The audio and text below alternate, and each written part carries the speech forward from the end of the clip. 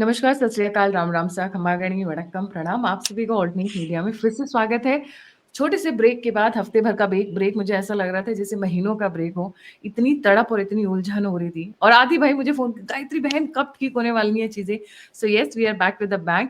Interesting developments happening. आज Trump ने एक बहुत बड़ा बॉम्ब गिरा दिया है। जी, he is hell bent on destroying the America, the United States of America.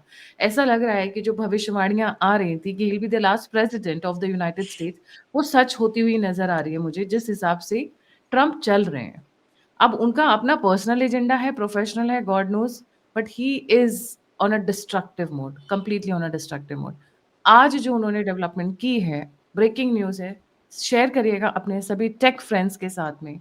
Bharat लौट आइए, भारत में डेवलप करिए, भारत के होकर रहिए जो आपका अपना मातृभूमि है, आपका अपना देश है। आदि भाई, इससे पहले कि हम आगे बढ़ें, आपकी जो न्यू बुक आई है उसके बारे में थोड़ा सा बताएं। बहुत प्यारा सा कवर है उस बुक का, इंटरस्टेलर वॉर्स। दिखाइए ना। आदि भाई ने 16 बुक्स लिखी हैं and this is the latest one. 17 the 17 17। This is a very amazing cover also. किस क्या है इस बुक में आदि भाई? अगर आप सो थोड़ा सा ये हाँ, एक्चुअली क्या है कि लोग बड़े हमारे भारत में फैला दिया गया था कि महाभारत नहीं पढ़ना चाहिए, और मेरी 7 पुस्तकें हैं महाभारत की टोटल। बट ये मेरी one of the most comprehensive one है। इसमें पूरे 18 दिन का जो वॉर है फ्रॉम द वेपन्स पर्सपेक्टिव मैंने डिस्क्राइब किया, किस तरह का शस्त्र है, शिवैलरी किस तरह की है। अभी हम लोग भुला दिया गया हमको। हम तो घोड़ों का देश है, घोड़े, हाथी, ऊंट।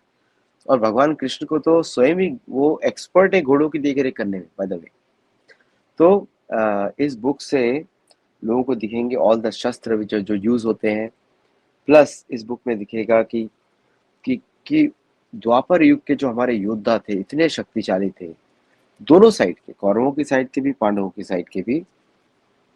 और इट वॉज इंटरस्टेलर वॉर। वो सारे शस्त्र ही कहीं बाहर से आए थे, वो बाहर पृथ्वी के शस्त्र नहीं थे।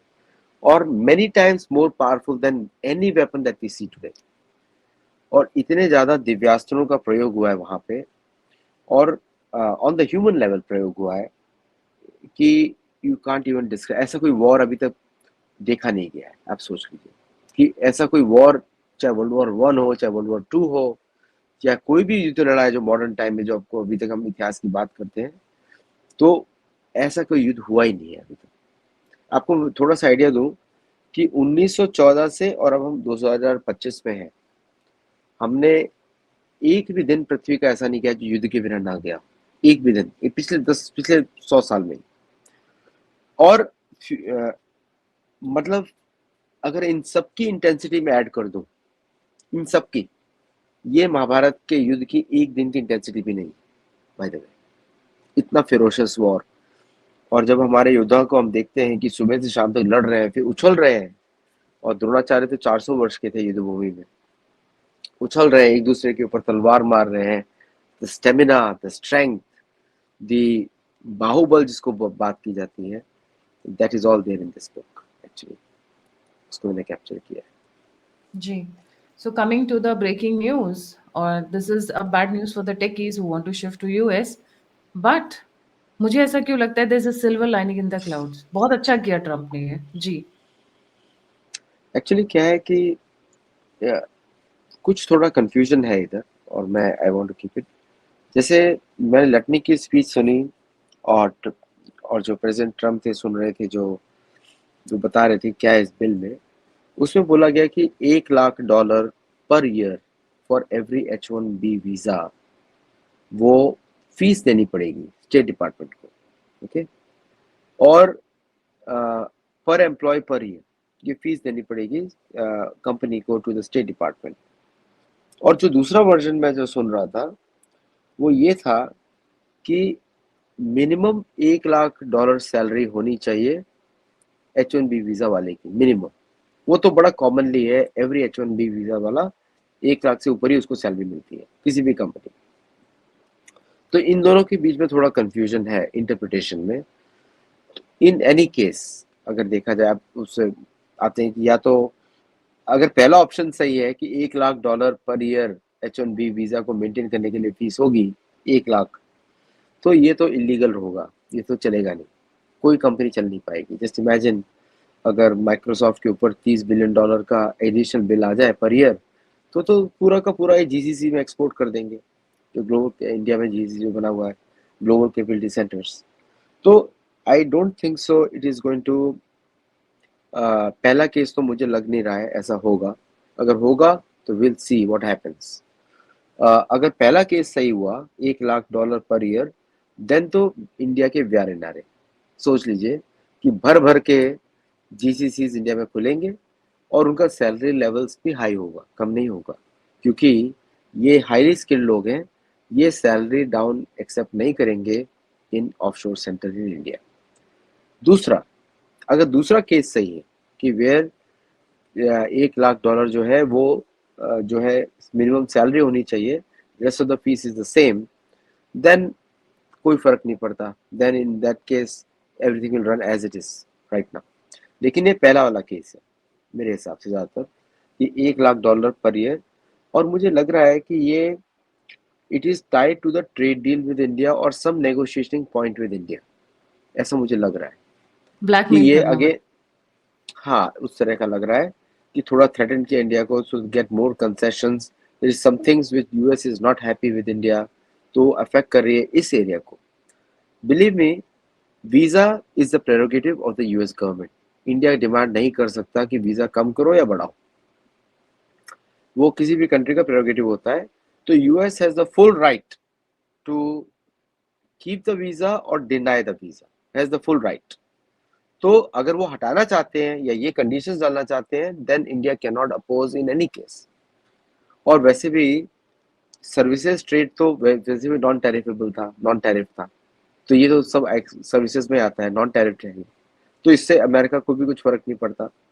लेकिन जो अमेरिकन इकोनॉमी को फर्क पड़ेगा दैट विल बी फिनोमिनल, क्योंकि आप सोचिए, करीब ऐसा लोग बोलते हैं कि around 500,000 H1B visas are there, 500,000, और उन सबका सैलरीज हाई है, हाई सैलरीड पीपल है, और पूरा का पूरा सबर्ब्स है अमेरिका में इस फिल्ड विद दीज 500,000 पीपल।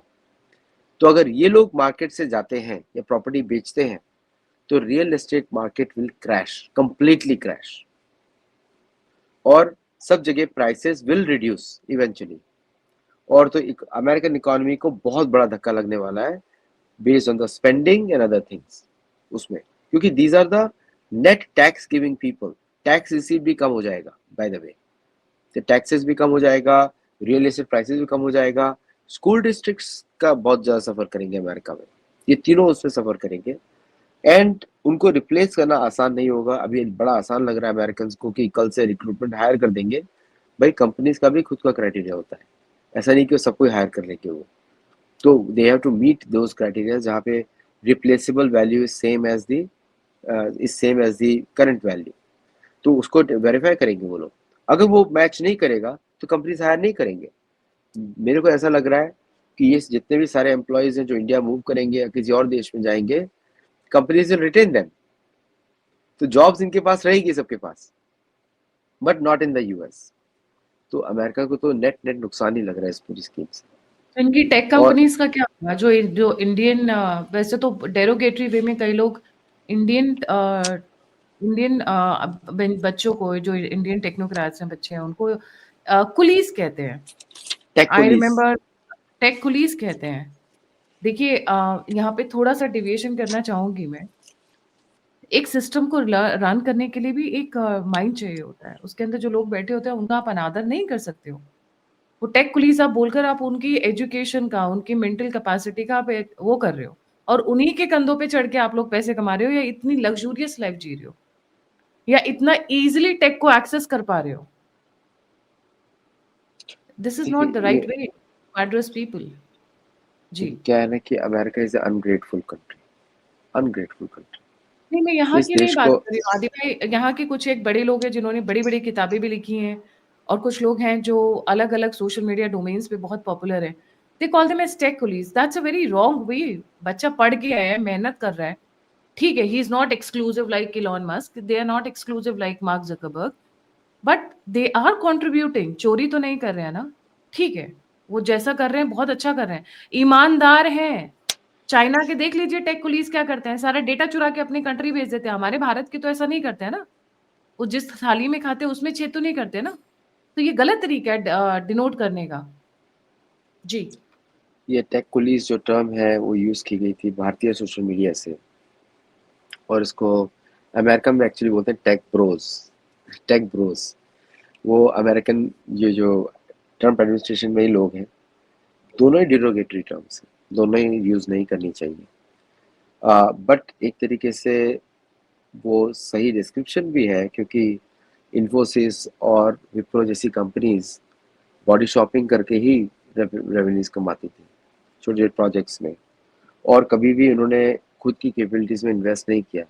अगर आप वीज़ाज का देखें, लास्ट ईयर 3,20,000 वीज़ाज भारतीय लोगों के हैं, और और और जो चाइनीज़ के हैं 50,000। तो जो चाइनीज़ का फोकस क्या था, अमेरिका में पढ़ के चाइना में आके डेवलप करो, ये चाइना का मॉडल है। अमेरिका भारत का क्या था कि अमेरिका में आओ, यहाँ पे करो और जॉब ले लो और अमेरिका में ही रहो। ये अमेरिकन इंडियन अमेरिकन का मॉडल था, इंडियंस का मॉडल था। तो दोनों में बहुत फ़र्क है, ड्रास्टिक डिफरेंस दोनों में। तो ये जो इंसिडेंट है ये एक तरीके का वेकअप कॉल भी है। अगर देखिए आज का समय होता, अगर हम लोग इधर आए होते तो आज के समय में हम लोग भारत में ही रहते, बिकॉज हमारे लिए वही बेटर रहता। लेकिन वो जो समय था वो पुराना समय अलग था, वो उस समय का। और पुराने समय में we could there was no other option, India में कोई ऑप्शन ही नहीं था किसी के पास। नो आई तो understand but ji, coming to yes, the current times Adi भाई, यू आर आल्सो टेकी, आप डीसी से पास आउट है, one of the top most institutes across Bharat. DC is Delhi College of Engineering, जहाँ से सुशांत सिंह राजपूत भी ने भी इंजीनियरिंग की थी। आदि भाई, अब इन टेक कंपनीज पे क्या असर पड़ेगा? Will they use other routes to get the Indian skilled workers? नहीं वो कुछ नहीं कर सकते अभी, इस लॉ में कुछ नहीं कर सकते, because there is no other way other than So they can they using shift to India? Can they also shift to India? I think that's a more logical and more profitable venture for them. That's the only way. क्योंकि आप L1 पे जाओगे या किसी और पे जाओगे, किसी पे भी जाओगे, then again you are in the limelight. L1 visa पे भी आ सकते हैं और H1 वीजा पे भी आ सकते हैं। H1 से क्या फ्रीडम मिलता था कि these people could work anywhere they want with in US. L1 पे एक कंपनी बेस हो जाता है, एंड L1 पे उतना सारा फैसिलिटीज नहीं रहता है on L1, even though L1 is use for managerial class और स्पेशलाइज्ड एम्प्लॉयज, उसके लिए यूज होता है L1 वीजा। तो L1 का यूज ज़्यादा करेंगे वो लोग गोइंग फॉरवर्ड, H1 का वीज़ा कम करेंगे। H1 visa is more employ friendly, L1 visa is more employer friendly. तो L1 का यूज़ करेंगे बहुत बड़े स्केल पे। तो but the problem is something है, और L1 पे वो लोग घर भी नहीं खरीदेंगे। बट अमेरिकन इकोनॉमी को बहुत प्रॉब्लम होगा। For India it's a mind field, देखा जाए तो India Minefield, is how a did you? Mind field है, मतलब क्योंकि इंडिया positive, के लिए negative. Positive, very positive. Wow. India के लिए तो इट्स ए गोल्डन लॉटरी बोल दीजिए, because all these guys are highly skilled guys. और ये जो पूल जो भारत आएगा, क्योंकि इनको इतना एक्सपीरियंस है अमेरिका में वर्किंग फॉर डिफरेंट कंपनीज। मैं आपको बताऊं कि अमेरिकन कंपनीज बड़ा सिलेक्टिव होती है हायर करने में, बड़ी selective. And when they select someone, they select a very good person, जो भी उनके लिए बेस्ट होता है उनकी इंडस्ट्री के लिए। इमेजिन इस तरह का हाई एंड स्किल वापस इंडिया में आता है एंड इंडियन इंडस्ट्री एब्जॉर्ब्स, तब देखिए it will be A revolution in India. मैं बिलीव मी कि जो सिलिकॉन वैली जो बात कर रहा है, बिकॉज सिलिकॉन वैली इंडियंस के से ही चलता है, बाकी और कोई नहीं है उधर इंडियंस के अलावा। अगर इंडियंस नहीं रहेंगे तो सिलिकॉन वैली अमेरिका का रहेगा नहीं। तो जो प्रोग्रेसिव स्टेट्स हैं भारत के, जैसे कि progressive in the real progressive, Chandrababu Naidu और इस तरह के जो नॉन पॉलिटिकल मोर एक्शनेबल उस तरह के जो स्टेट्स हैं, I mean they will have, बोलता हूँ इन सबको लाए and put them in the companies. ये सब दे वेरी टैलेंटेड पूल, और it will take the Silicon Valley to the next level. Silicon Valley तो भारत ही मूव कर जाएगी, बिलीव मी, इसका ये इम्पैक्ट है। गूगल के बहुत सारे ऑफिस क्लोज हो जाएंगे बाय द वे यूएस में, माइक्रोसॉफ्ट के क्लोज हो जाएंगे, प्लस जो भी बाकी जो स्टार्टअप इकोसिस्टम है अमेरिका का, that will collapse, totally gone, क्योंकि वो H1 नहीं चलाते। इनफैक्ट जो one of the most popular AI LLM model is perplexity, वो तो H1B पे है। वो दैट इज, मैं अपने व्यूअर्स को बताना चाहूंगी, जैसे कि चैट जीपीटी आप यूज करते हैं, that is owned by a foreigner, non Indian, I would say. Perplexity is owned by an Indian. Yes, and वो मोदी भी जी से मिले भी होंगे, उनका नाम मैं भूल गई हूँ, अरुण मोहन है नहीं, व्हाट इज, अरविंद श्रीनिवास, या अरविंद तो श्रीनिवासन जी। या तो that will move to India. आप सोच लीजिए कि 14% of all dollar unicorn in the US are owned by the H1B crowd, जो ग्रीन कार्ड की लाइन में लगा रहता था। Wow, That entire 14% is out of American market, believe me। मैं नाउ इज चाहता द, हूं ऐसा हो, मैं बहुत चाहता ही हूं ऐसा हो। बढ़िया किया ट्रम्प ने, अपने पैर पे कुल्हाड़ी मारी कहा जाता है कॉमन पार्लेंस में। नहीं, ए वन उसको मैन्स आइडिया लॉस नहीं इज देना है अनदर मैन्स ट्रम्प गेन। को। ट्रम्प को कोई आइडिया नहीं देने का, हम लोग तो चुप रहने का। हमको दिखाना है बड़ा दुख हो रहा है, दुख नहीं हो रहा, वो बड़े खुश है हम लोग। Okay, you bumper no, lottery. It's a bumper lottery, it's a bumper lottery because it's a, और सैलरी तो किसी का कम हो नहीं रहा है। जस्ट इमेजिन कि सेम सैलरी लेके आप इंडिया से काम कर रहे हो, I don't think so anybody can beat that, है ना। तो इन्वेस्टमेंट्स बढ़ेंगे। और मेरा बस यही डर है कि भारत की जो रियल एस्टेट प्राइसेस हैं, बैंगलोर की और कुछ देशों सिटीज की, that will exponential go up, क्योंकि ये सारा मनी उधर आ जाएगा। बस इंडिया यहाँ को पे थोड़ा-सा I have a point of difference आदि भाई, मैं आपकी बात को नहीं काट रही हूँ। मुझे ऐसा लगता है कि ये लोग जो क्राउड आएगा, मतलब now it's, we are looking at 3-4 years from now, ये जो क्राउड आएगा, they don't like the crowded environment of the metropolitan cities. सबको शांति चाहिए, चिल पौ नहीं चाहिए। uh, उन लोग वो they will, because internet is the main thing for them and they can work from any place on, Nagaland से लेके अहमदाबाद तक वो कहीं पे भी काम कर सकते हैं। The only thing is laptop हो और इंटरनेट हो, unless and until it's office meeting, zoom meetings आजकल ऑफिस की सारी मीटिंग्स जूम मीटिंग्स होती हैं, अगर आप देखें तो मुझे लगता नहीं है कि they will like to go in to a crowded place. Sorry, मैंने आपकी बात काटी जी। नहीं, इट डिपेंड्स ऑन पीपल जो भी है। तो मेरा बस कहने का मतलब ये है कि इंडिया के लिए तो बड़ा अच्छा टाइम है। और बस मेरा यही डर था कि मेट्रो के प्राइसेस और इंक्रीज हो जाएंगे। देखिए, Bangalore is a very mismanage city, हम सबको मालूम है कितना मिसमैनेज सिटी है। तो बैंगलोर और even Poona to some extent is not very well manage. तो इस तरह जो टियर 2 सिटीज हैं, टियर 3 सिटीज हैं, छोटे छोटे शहर हैं, जैसे गिफ्ट सिटी है या फिर गांधीनगर है, ऐसे के अलग अलग शहर हैं। तो आई थिंक उन सब एरियाज में नए सेंटर्स खुलने चाहिए, और वहाँ पे it will B same like America, open areas हैं एंड लेस क्राउडेड प्लेसेस। और नॉर्थ ईस्ट में भी खुल सकता है, तो नॉर्थ ईस्ट भी फिनोमिनल। नॉर्थ ईस्ट तो सुंदर ही बहुत है। जस्ट बहुत इमेजिन सुंदर। कि ये सारा क्राउड पैसे के साथ मिजोरम पहुंचता है या फिर त्रिपुरा में सेटअप होता है, मणिपुर पहुंचता है। मणिपुर में पहुंचता है। सो it is a phenomenal area. तो इंडिया को भी ऑप्शंस देखने पड़ेंगे कि not just everything is Bombay, Delhi and other cities. Mizoram, Tripura, बाकी शहर, Sikkim, it can write. Go anywhere. और उस एरिया से तो आपका सिंगापुर भी आसान हो जाता है, उस एरिया से ऑस्ट्रेलिया भी इजी हो जाता है। तो more international airports can come in, है ना। तो ideas can be too many, लेकिन ये इंडिया के लिए तो बहुत अच्छा न्यूज है, बिलीव मी। मुझे कि ऐसा लग कोई रहा है भी वो हम, ना आदि भाई, एक चीज बोलूं, मुझे ऐसा लग रहा है ट्रम्प ना बर्थ गिफ्ट्स पे गिफ्ट्स दिए जा रहे हैं मोदी जी को, एक के बाद एक के, अननोइंगली। हाँ, मतलब कोई उनकी कैबिनेट में बैठा हुआ है, उनको ये मतलब करवा रहे हैं या कर रहे हैं, God knows, but it's a blessing. Trump is a blessing in disguise. Bharat दिख को ही रहा है। यूनिफाइड किया पूरी तरीके से। और अब ये जो लेटेस्ट गिफ्ट दिया है उन्होंने, आई थिंक इसका तो कोई कंपैरिजन नहीं है। He has pushed India 5 years ahead than the rest of the world. If actually he India is follows, happy, India is happy. मतलब थोड़ा मतलब हमारे इंडियन अमेरिकन फैमिलीज को थोड़ा सा अनईजी होगा, and I want to sympathise with them कि हाँ भाई, ये आपका करंट स्टेटस तुरंत चेंज हो जाएगा। जिनके बच्चे यहाँ पर जो पढ़ रहे हैं, तो I know it will be a very drastic change for you. आपके बच्चे इधर जन्म हुआ है, and I want to sympathise there. लेकिन अगर लॉन्ग रन में देखेंगे, जस्ट इमेजिन कि same salary level in India, वो तो आपको बस नेगोशिएट करना पड़ेगा, बिकॉज अपनी एम्प्लॉयर के साथ same salary level in India, it will be a fantastic opportunity. आपको best of the both worlds की बात हो रही है इधर। एक और एरिया है जैसे कि स्पेस एक्सप्लोरेशन एंड डॉक्टर्स। हम हमेशा टेकीज की बात करते हैं, but there are many doctors on H1B visa also. तो अगर दीज डॉक्टर्स जो इंटरनल मेडिसिन में है या फिर other parts of the US health system में है, जस्ट इमेजिन कि you are removing the most competent and experienced doctors from American health system. Imagine that.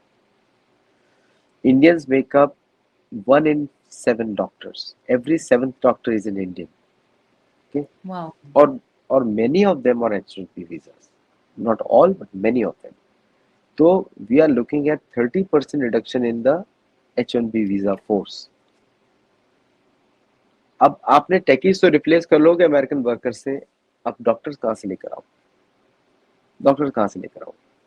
तो it will affect the health care also. Bharat को थोड़ा सा tough यहाँ पे खेलना पड़ेगा। भारत को भी बोलना पड़ेगा कीप योर पॉलिसी यूनिफॉर्म। अगर आपको निकालना है तो सारे निकालो, नॉट जस्ट टेकी। अमेरिका को क्या हो गया, आदत हो गई है, हम ये निकालेंगे, ये हमको फायदा है। आप you cannot treat India shabbily. Take all of them out, will absorb all of them in. क्योंकि भारत को डॉक्टर्स की बहुत जरूरत है in the villages, in other places. हमारा doctor patient ratio is very bad.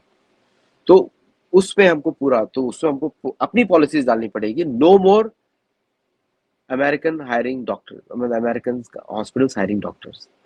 यहाँ का हेल्थ सिस्टम चौपट हो जाएगा, medical research will go away. जो साइंस रिसर्च है इन अमेरिकन यूनिवर्सिटीज, वो भी H1 ड्रिवन है बाय द वे, और उसमें आइदर चाइनीज है और इंडियन है, बाकी थर्ड पार्टी कोई है नहीं। तो इस वीजा पॉलिसी का इम्प्लीमेंट चाइनीज पर भी पड़ने वाला है, भारतीयों पर भी पड़ेगा।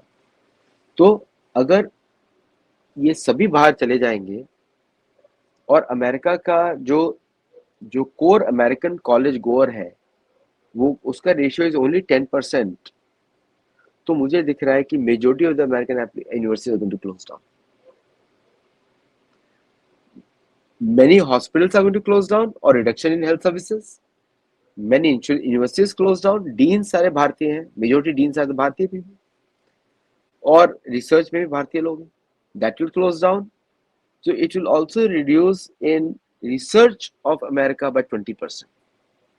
There is one thing I want to ask आदि भाई, हाँ, ये इंडियंस के लिए क्या है? What about the Chinese?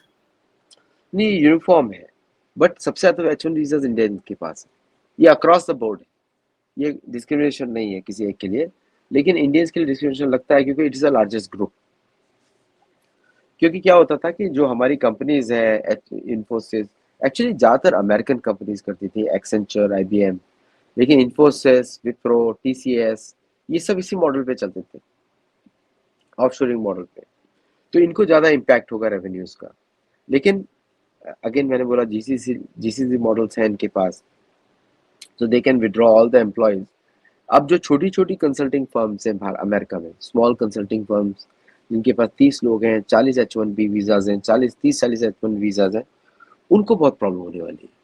And I totally sympathise with them, क्योंकि उनके पास इतना, वो they were working on rate cards, मतलब एक को थर्ड पार्टी सिस्टम में इससे $2 कमाया, उससे $5 कमाया, ऐसे होम बेस्ड कंसल्टिंग कंपनीज थी, उनको बहुत नुकसान होने वाला है। क्योंकि जो जिसके पास एक्चुअल H1B जिस कंपनी के पास है, that company is going to suffer. तो वो अपने प्राइसेस बढ़ाएगी, so all those businesses are going to close down. तो जैसे ये पॉलिसी अनाउंस होती है, I am looking at 20 to 25,000 small IT consulting firms closing down. तो अमेरिकन टैक्स रेवेन्यूज और नीचे आने वाला है। तो ये अमेरिका को उन्होंने उसका इम्प्लीकेशंस नहीं देखा, अपने जोश में कर दिया। अब वो उन्होंने हेल्थ केयर नहीं देखा, उन्होंने ये नहीं देखा। तो अगर हम टोटल हम देखें इसको, तो अमेरिका को $350 बिलियन पर ईयर की चपत लगी है। Per year 350 billion? Billion? Yes, yes, with a B. मतलब वाओ। मतलब $350,000 मिलियन, इतना बड़ा चपत लगेगी। क्योंकि अब तो इसका अलाइड इम्पैक्ट भी देखिए ना, कि now no student is going to come here. Student भी नहीं आने वाला कोई भी। स्टूडेंट कैसे आएगा इधर? So no student is going to come, no, तो यूनिवर्सिटीज को इम्पैक्ट पड़ने वाला है, रिसर्च को इम्पैक्ट पड़ने वाला है, न्यू आईटी कंपनीज को इम्पैक्ट पड़ने वाला है, प्लस हेल्थ केयर को इम्पैक्ट पड़ने वाला है, साइंस टेक्नोलॉजी को इम्पैक्ट पड़ने वाला है, नासा को इम्पैक्ट पड़ने वाला है ना? तो आपने तो क्यूमुलेटिव पूरी, काफी बड़ा हो आ, जाएगा फिगर। आपने तो घर ही रखी हुई। सी अमेरिकन, बाकी अमेरिकन बोल रहे हैं कि हम ये सब काम करेंगे। भैया आप कर सकते हो 12 घंटा काम? Tell me, data is not Indians के इजी। अलावा कोई, इंडियंस और चाइनीज के अलावा कोई नहीं कर सकता। नहीं नहीं नहीं, Indians only can do it, Chinese also can not do it, Indians can अच्छा। Do it. क्योंकि हमारी संस्कृति में लॉजिकल, ध्यान से देखना, समझना और उसमें रुचि होना, डेटिंग के लिए नहीं जाना, पार्टी के लिए नहीं जाना, काम पे लगे रहना, वीकेंड में भी काम करना। हम लोग तो मशीन है भाई, तो उसी के और बाद तो हम बड़े बड़े घर ईमानदारी से बनाते ना, हैं। ज्यादातर ईमानदारी से, ये बहुत बड़ा फैक्टर है। चाइनीज जो जाते हैं, they work as spies for the Chinese government, हमारे यहाँ के लोग नॉट नहीं ऑल ऑफ करते हैं। Them, not all of them, not all of them, उनको ब्लैंकेट में नहीं बड़ा बोल गुड सकते। नंबर, बड़ा good number I think. Some of them, small number of them, not all of them. तो स्मॉल नंबर ही करते हैं, क्योंकि ये सब काम बड़े मच मोर कॉम्प्लेक्स, जैसे मूवीज के जैसा नहीं है कि सारे चाइनीज एक जैसे होंगे। बट डेटा एनालिसिस काम कौन करेगा? Who will do, who will do creative, who will create new products?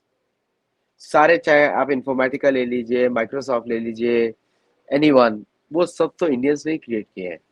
Okay, और दूसरों के लिए क्रिएट किए हैं। तो अब जाके भारतीय भारतीय के लिए क्रिएट करेंगे। So I think so, if that happens, तो ये बहुत बड़ा डिसीजन है, और शायद इन्होंने पूरा रेमिफिकेशंस नहीं स्टडी किया है। एंड लाइक ऑलवेज टाको, ट्रम्प ऑलवेज चिकन आउट। तो मुझे लग रहा है कि जब नींद खुलेगी 4 दिन के बाद, वो बोलेंगे sorry sorry sorry, there is an amendment, there is an amendment, there is an amendment. तो इससे जब वो करे ऐसा, तो भारतीय गवर्नमेंट को करना चाहिए, नो, आपने पहली बार ब्लफ खेला, हमने ब्लफ एक्सेप्ट किया, show me the cards, no more sorry, ना, शो द कार्ड। कुछ रहेगा ही नहीं एक्चुअली। इनफैक्ट मैं, इवन द हमारे क्रिटिकल अपनी डिप। भाषा में आदि भाई कहा जाता है, अवधि में, अयोध्या में भाषा में कहा जाता है, तू मरइये रहे हम रोमइये रहे। I hope a lot of people, it's more of like a Hindu, तुम मरइये रहे हम रोमइये रहे, मतलब he wanted to destroy himself and they found Trump actually। जी। नहीं, वो ये बड़ा अनथॉटफुल डिसीजन है, सडनली आ गया। और ये मालूम है किसने बोला होगा? लॉरा लूमर ने बोला होगा, द टेक ब्रोस को निकालो, करी फेसिंग पीपल को निकालो। भैया करी से तो दिमाग आता है, तुम लोग कहाँ से फिर खाओगे? एंड इसका रिपरकशन बाकी जगह बहुत होने वाला है गायत्री जी। सपोज ये हाई एंड ग्रुप चला गया, तो आपके रेस्टोरेंट्स भी क्लोज होंगे, आपका स्मॉल इंश्योरेंस भी क्लोज होगा। Backward forward linkages, spill over. हाँ, उसका स्पिल ओवर बहुत होगा ना, आपका टाउनशिप्स गायब होने वाली है, ये चाइना वाला हाल होने वाला है। तो इनके जो नॉन टेक ब्रोज हैं, नॉन टेक कोलीज हैं, वो किधर जाएंगे? आप किधर जाओगे? नॉन टेक कोलीज किधर जाओगे? तो नॉन टेक कोलीज में अब आपको भी फावड़ा उठा के काम करना पड़ेगा, कंप्यूटर पे काम कर नहीं सकते। तो America will become a land of plumbers and electricians, बस, एंड कारपेंटर्स एंड मोची। तो अच्छी बात है, ओवरऑल अच्छी बात है, नो प्रॉब्लम, है ना? और देखिए क्या है कि अमेरिकन को कभी कभी थूक के चाटने की आदत होती है। It's a well known fact, क्योंकि मैंने थूक के चाटा, जैसे कि जर्मन से उन्होंने चुराया सबमरीन टेक्नोलॉजी, ठीक है? अब चुरा तो लिया, बनाओगे कैसे? गिराने वापस पहुंचे जर्मनी आर्मी के सामने, सरेंडर्ड आर्मी के सामने, तो उनको मनाया, वो आने के लिए तैयार नहीं थे, फिर थूक के चाटा, फिर उनको लेकर आए। Happened with engine efficiency also with Toyota, happened with the American car engines also, जो कॉपी है मर्सिडीज के इंजन्स के। ओके, तो हर जगह तो थूक के चाट के आ गए। तो यहाँ पर भी ऐसे ही होने वाला है।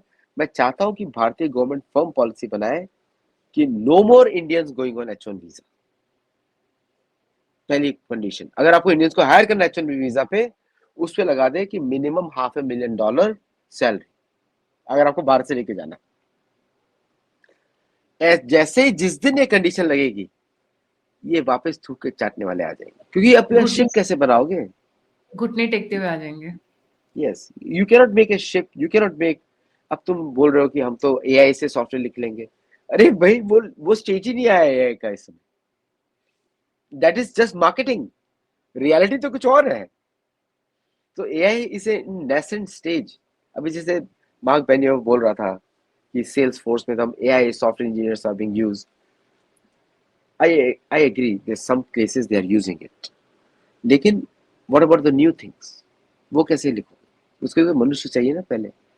सो but you can aggregate code, no doubt you can aggregate code and the AI can learn it, लेकिन फिर भी फॉर द न्यू इंस्टेंस तो नहीं कर पाएगा ना, वो एग्जिस्ट ही नहीं करता, कैसे करेगा? You still need a human being. तो the decision is very timely for Bharat. ऐसा लगता है कि विधाता ने लिख ही दिया है कि भारत सुपर पावर बन रहा है पिछले अगले 5 साल में। और ये जो इंसिडेंट किया है इन्होंने इन्होंने इनको लग रहा है कि बड़ा हमने भारतीयों को सबक सिखा दिया। ये एक्चुअली फीलिंग है इस समय सारे रिपब्लिकन्स की। We taught Indians a lesson, they are very arrogant.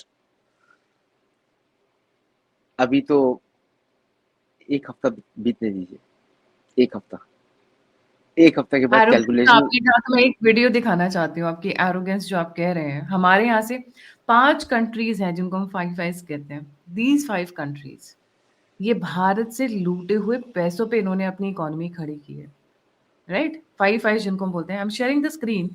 कैसे ये भद्रता दिखा रहे हैं, अभद्रता बोलते हैं अपने पैसों का। और सुनिएगा। अ अ, ये क्या हुआ? सॉरी। ऐसा तो नहीं होना चाहिए। Sorry, sorry, sorry. I think it's not playing. Um, ये देखिए किस तरीके से सोने का Pictures, भव्य beautiful प्रदर्शन किया paintings, जा रहा है। some of them in the vault for over 100 years. And we added a lot of 24 karat gold, and it's very expensive and I think very beautiful. You know, when you look at the fireplace, when you have a leader. मतलब look at the way they are showcasing gold. हमारे देश से लूट कर लेकर गए और अ, इतनी अभद्रता के साथ ये बंदा दिखा रहा है। शोके गोल्ड हियर, गोल्ड देयर, कुर्सी के अंदर गोल्ड, टेबल के अंदर गोल्ड, कप और ग्लास चांदी के। This is not the way you show off. आज जल गगरी छलकत जाए, जिसने कभी जिंदगी में नहीं देखा हो वो ज्यादा उछलते हैं इस तरीके से। जी। एक्चुअली क्या है यहाँ पे, देखिए क्या है कि मैं जब ये पुस्तकें लिख रहा था ना, ये युधिष्ठिर महाराज और इनकी, युधिष्ठिर महाराज जो है 30 crore gold coins daily donate कर रहे हैं without counting, without counting. 30 crore gold coins donate कर रहे हैं विदाउट काउंटिंग। हु ये जो डोनेशन है, again? Who Yudhishthir again? Maharaj, Yudhishthir, wow. Yudhishthir से बड़ा कोई सम्राट, एक्चुअल गोल्ड डोनेट किया जा रहा है। और अभी भी जाएंगे राजा महाराजाओं के घर में भारत में, 25-26 हजार तो रफ एस्टिमेट है tons of gold. Actual estimate तो होगा 2 से 3 lakh ton of gold in India. Actually में ये होगा 2 से 3 lakh ton gold of India. ठीक है, तो these are all cheap people, उसमें हम कंपैरिजन ही नहीं करने वाले। और दूसरी बात ये, कलयुग में बोला जाता है जहाँ पे सोना होता है वहां पे कलयुग भी वास करते हैं, क्योंकि कलयुग का निशानी होता है। तो रखो भाई व्हाइट हाउस में और लेकर आओ, तो कोई बात नहीं, कलयुग आपके उधर बैठे अच्छी तरह सलामत रहे और कलयुग आपको कली की कैपिटल बना दे।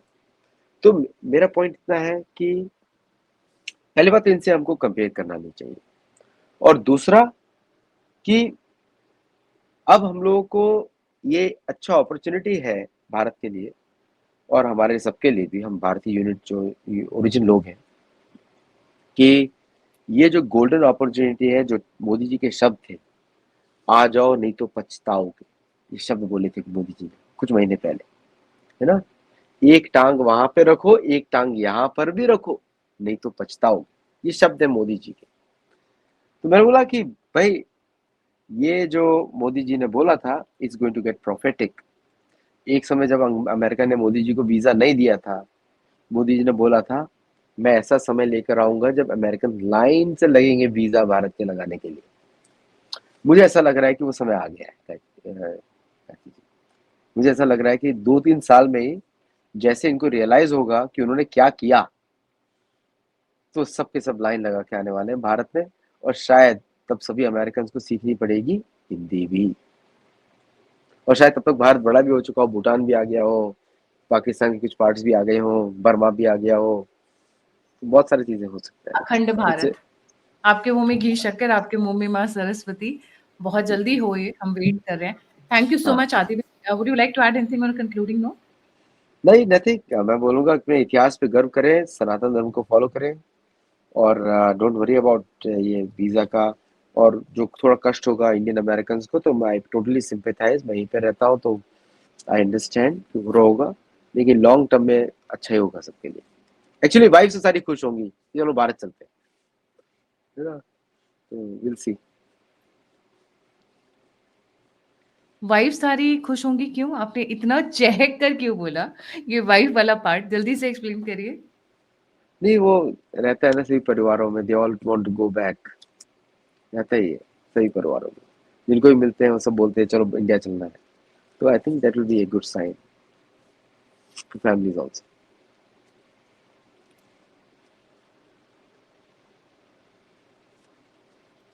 जी, thank you so much Adi भाई फॉर जॉइनिंग। जाने से पहले सभी व्यूअर्स से रिक्वेस्ट है, प्लीज़ आगे आएँ, हमारी आवाज़ बंद करने की कोशिश की जा रही है, हमारे साथ खड़े हों। लाइक करें, सब्सक्राइब करें, शेयर करें और सिर्फ़ इतना ही नहीं, आप खाना खा रहे हो, आप कार ड्राइव कर रहे हो, आप बच्चे को नहला रहे हो, please share the information, that's the best way you can be a soldier. आपको जितना ज्ञान मिलता है, आप whenever you have a free time, calling time, please share the information. एक aware citizen is the best form of a soldier. आपको पता होता है किसके साथ खड़े होना है, धर्म किधर है, अधर्म किधर है। ये सारी बातें जब आप शेयर करेंगे, डिस्कस करेंगे, डिबेट करेंगे आपस में, तो चीजें नई नई निकल कर आती हैं और समझदारी बढ़ती है। राइट? जैसा अभी सर ने कहा, आदि भाई ने कहा कि यूएस के काम नहीं कर सकते, उनको यही नहीं पता है कि पाकिस्तान कहाँ है, इंडिया कहाँ है, या फिर फॉर दैट मैटर चाइना कहाँ है। तो ये बातें जब आप डिस्कस करते हैं ना, तो बच्चों में अपने आप धीरे-धीरे आ जाती हैं और बच्चे बहुत अवेयर होते हैं। और अगर आपको मेरा काम पसंद आता है, मेरी डेडिकेशन पसंद आती है, आदि भाई का कंटेंट पसंद आता है, तो please come forward, contribute, support and donate to the alternate media. Number और यूपीआई दोनों स्क्रीन के ऊपर है। इसी के साथ जय हिंद, जय श्री राम, हर हर महादेव। हर हर महादेव।